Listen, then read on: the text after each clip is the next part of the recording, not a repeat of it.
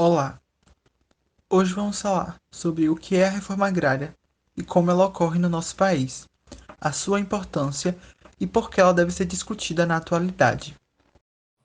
Uma reforma agrária é uma reorganização das terras no campo. Acontece quando grandes porções de terra, até então concentradas na mão de um ou de poucos proprietários, são divididas em pequenas porções e distribuídas a outros donos, até então impossibilitados do acesso à terra. Pode ser entendida de três formas. Primeira, distribuição massiva de terras para membros de um grupo em momentos de grandes revoluções, como a Revolução Francesa, quando as terras da igreja e dos nobres foram distribuídas entre a burguesia, vencedora e seus aliados, como também distribuição de terras do Estado durante processos de colonização de áreas desérticas ou desabitadas. Exemplo é o que aconteceu com a Lei de Propriedade Rural dos Estados Unidos, em 1862.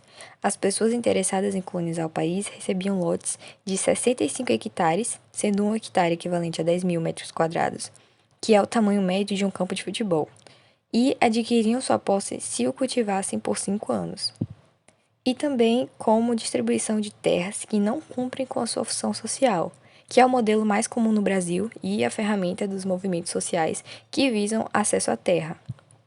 Esses grupos realizam assentamentos rurais, ou seja, se estabelecem em uma porção de terra que consideram sem função social, na expectativa de que ela seja desapropriada e distribuída entre os membros do assentamento. A discussão da reforma agrária no Brasil. A questão agrária é um importante elemento no debate brasileiro. O nosso país é, ao mesmo tempo, muito dependente do agronegócio e altamente concentrador de terra. E o Brasil, ele nunca realizou uma reforma agrária estrutural, ou seja, com grandes distribuições de terras, aos moldes da Revolução Francesa ou da Lei de Propriedade Rural dos Estados Unidos. Apesar disso, o tema sempre esteve presente com força a partir da segunda metade do século XX nos debates políticos brasileiros. Um dos momentos icônicos que se falou nele foi dentro da proposta de reforma de base do governo João Goulart, ou Jango, né? Entretanto, com a queda de Goulart e a tomada do poder dos militares em 1964, as reformas de base de Jango, como um todo, não se realizaram. E também, apesar disso, a ideia de reforma agrária permaneceu viva com a criação do Estatuto da Terra, em 1964, né? Que trouxe o conceito da função social da terra. Apesar da não realização das reformas de Goulart, em 1964 foi criado o Estatuto da Terra, que, entre outros temas, discute a reforma agrária.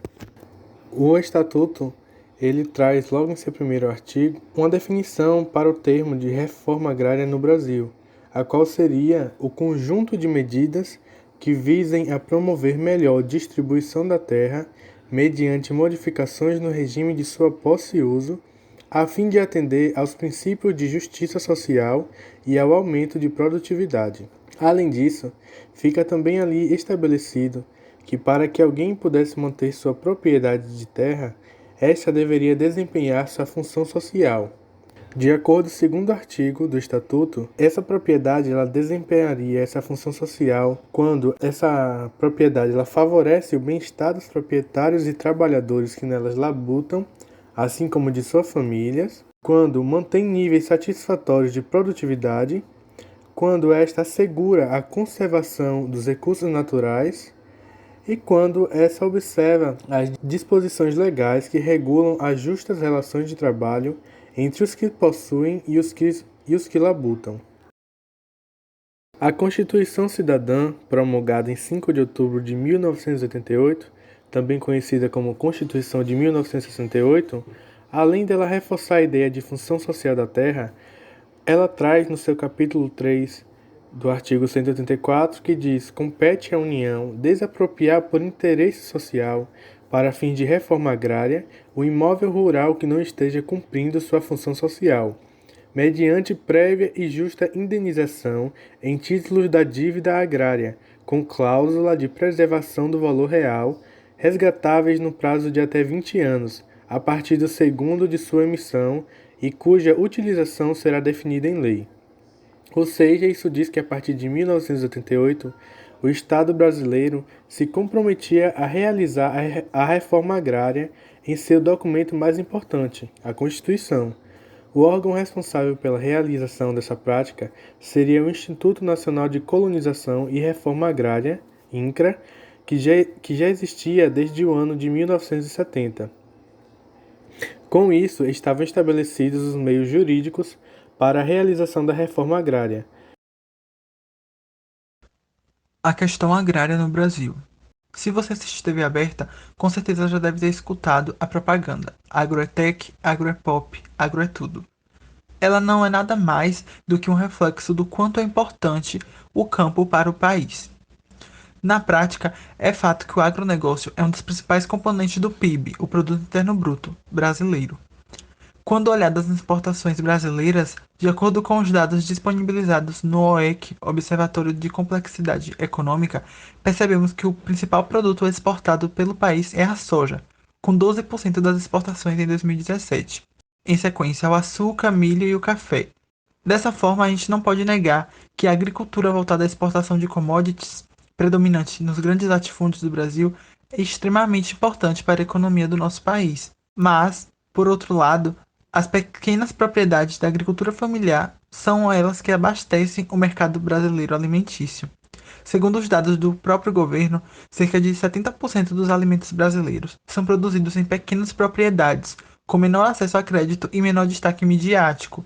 Já as grandes, os grandes latifúndios são que recebem mais essa visibilidade e recebem mais incentivos do governo, porém elas abastecem o mercado externo e não interno.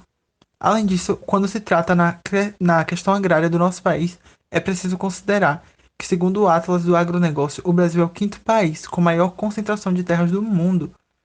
Em 2018, cerca de 45% da área produtiva no país estava concentrada em 0,91 das propriedades rurais. Caso agrupada toda a área desses latifúndios em um país, seríamos o 12º maior país do mundo, com cerca de 2,3 milhões de quilômetros quadrados. Agora vou explicar como a terra se concentrou no Brasil. A concentração de terras vem do próprio modo como o Brasil foi colonizado, por meio das capitanias hereditárias, que eram grandes porções de terra doadas a capitães donatários, responsáveis por sua administração. Mas, mesmo no modelo de capitanias, havia a possibilidade de doações de terra e um vasto território a ser explorado. Mas é com a Lei de Terras em 1850, no segundo reinado do Brasil, que a estrutura concentradora se solidifica e são estabelecidos os grandes latifúndios. Segundo essa Lei de Terras, a única forma de adquirir terras no Brasil passaria a ser através da compra, direta, seja das terras devolutas, de propriedade do Estado, ou das privadas. Em pleno segundo reinado brasileiro, ainda anterior à própria abolição da escravidão, quem possuía dinheiro para comprar as terras brasileiras eram somente os ricos, as pessoas ricas, os colonizadores. Obviamente, os pequenos agricultores, os imigrantes recém-chegados no país não tinham recursos para comprar essas terras.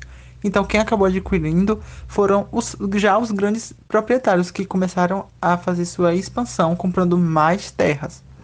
E assim foi ocorrendo a concentração de terras nesses pequenos grupos de pessoas ricas. Mas como isso se relaciona com a população brasileira? Bem, por muito tempo o Brasil foi um país majoritariamente agrário. Quer dizer que a maior parte da população vivia e trabalhava no campo, e as atividades econômicas tinham também seu foco ali. Segundo os dados do IBGE, o Instituto Brasileiro de Geografia e Estatística, em 1940, aproximadamente 70% da população vivia no meio rural. Somente na década de 70 que a população da cidade se torna maior que a do campo. Essa transição ocorreu por conta do processo de industrialização brasileiro, que começou a se desenvolver mais claramente na chegada do poder de Getúlio Vargas na década de 1930. Nesse processo de industrialização, uma das realizações de Vargas foi o estabelecimento de leis trabalhistas para a população urbana, com a CLT, Consolidação das Leis Trabalhistas, em 1943. E sim, somente a CLT abarcava a população urbana.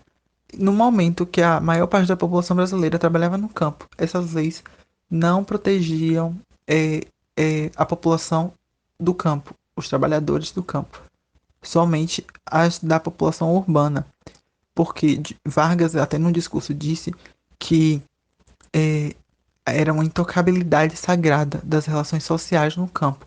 Ou seja, claramente, né, dá para a gente subentender que existiam relações políticas, acordos por trás disso, para ele não querer que a CLT abrangisse também a população do campo. Então, tendo visto isso, já é possível ver que há uma grande dificuldade em se discutir a questão agrária no Brasil. Isso vai além de uma questão territorial e econômica, porque envolve muito, em sua grande parte, os interesses políticos. E ainda ressaltando, antes da era Vargas, durante a República Velha, oligarquias cafeeiras governaram o país por mais de 35 anos, através daquela famosa política do café com leite, que alternavam presidentes de São Paulo e de Minas Gerais. Então, dá para perceber que esses interesses são bastante resistentes ao longo do tempo, pois até hoje existe uma forte bancada ruralista no Congresso Nacional.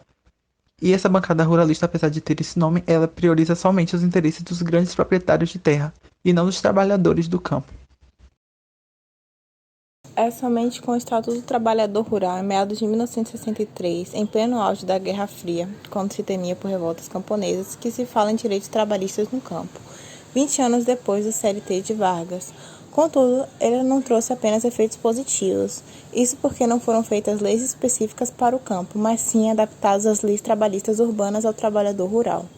Como a produção rural é diferente da urbana, existem períodos de safra e entre safra, na qual não existe muito trabalho a ser feito. Essa alteração acabou alterando a dinâmica no campo, pois gerou encarecimento do trabalho rural. Ao mesmo tempo, acontecia um processo de mecanização e modernização das técnicas produtivas no campo, a chamada Revolução Verde, que começou nos Estados Unidos e chegou ao Brasil na década de 1960.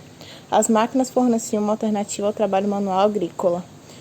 Com dificuldades para encontrar empregos e continuar se inserindo no campo, e sem a posse da terra altamente concentrada, trabalhadores rurais brasileiros se viram forçados a migrar para as cidades. Esse processo ficou conhecido como o êxodo rural. Uma das consequências dele foi o inchaço urbano no Brasil, grandes concentrações de pessoas nas cidades, sem uma preparação adequada de estruturas para recebê-las e suas consequências, como engarrafamentos e processos de favelização, por exemplo. Contudo, todos conseguiram se adaptar às cidades ou não quiseram se mudar. Ainda hoje existe uma série de famílias cujo único ofício é o trabalho com a terra. Como podemos ver, portanto, a terra está estritamente ligada à estrutura e à história do Brasil. Se é inegável que existe uma concentração, a grande discussão se dá em torno dela ser boa pelos efeitos econômicos da grande agropecuária brasileira, ou ruim pelo grande território nas mãos de poucos proprietários. Dessa forma, discute-se se é possível modificar essa concentração, em um debate que coloca de lado o direito da propriedade e, do outro, combate à desigualdade. Entre aqueles que defendem a distribuição de terra está o Movimento dos Trabalhadores Rurais Sem Terra, o MST. Apesar do comprometimento na Constituição de 1988, como havíamos dito, houveram grupos que entendiam que a reforma não aconteceria naturalmente. Isso porque o processo se mantinha na mão do Estado brasileiro, que foi historicamente influenciado politicamente pelos grandes proprietários. Dentre esses movimentos, o mais conhecido é o Movimento dos Trabalhadores Rurais Sem Terra, MST, originado na cidade de Cascavel, no Paraná, em 1984, e hoje o MST já conta com a presença de 24 estados brasileiros e faz a parte da Vila Campesina, maior organização internacional composta por camponeses no mundo. A forma de atuação do MST é por meio da ocupação de terras observadamente improdutivas.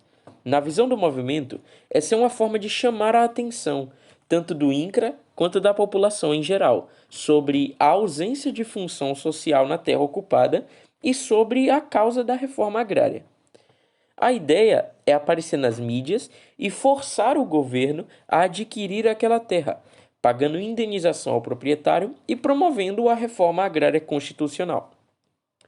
No processo de ocupação ou invasão, que segundo os opositores do movimento seria um termo mais adequado, o grupo firma acampamentos no local escolhido e espera por uma vistoria do INCRA, que pode demorar meses, e eles correm o risco de enfrentar ações de reintegração de posse, quando o proprietário pede pela expulsão das pessoas em sua terra. Uma vez aprovada pelo INCRA, a reforma da terra ocupada é feita a distribuição dela. Nos assentamentos criados, os membros desenvolvem práticas agrícolas, geralmente orgânicas, para a manutenção de seus participantes e comércio de excedentes. Na definição de João Pedro Stedley, economista, ativista e um dos principais líderes do MST, em entrevista ao Eu País, abre aspas, nós somos um movimento de massas e nós lutamos para conquistar terra. Todas as nossas formas de luta são pacíficas, ou seja, nós temos uma concepção ideológica de que a nossa força está no número de pessoas que se mobiliza. A luta armada não resolve nada. Fecha aspas. Segundo Stedley, aproximadamente 1 milhão de famílias brasileiras conquistaram terra, seja direta ou indiretamente, através do MST. Ainda existiam, contudo, 4 milhões de famílias de trabalhadores rurais sem acesso à terra. Mas nem todos enxergam o MST como Stedley.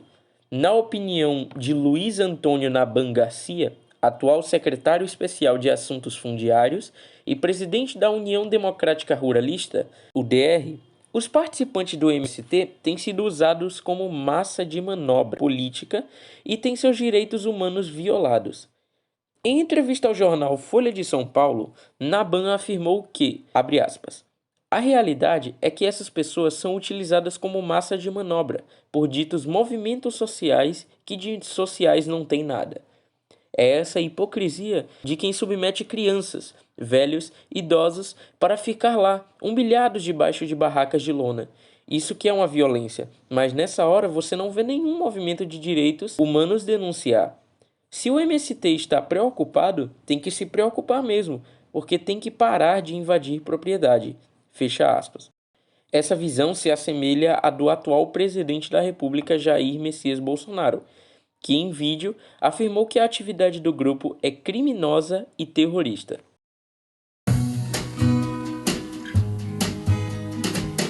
Don't know much about history.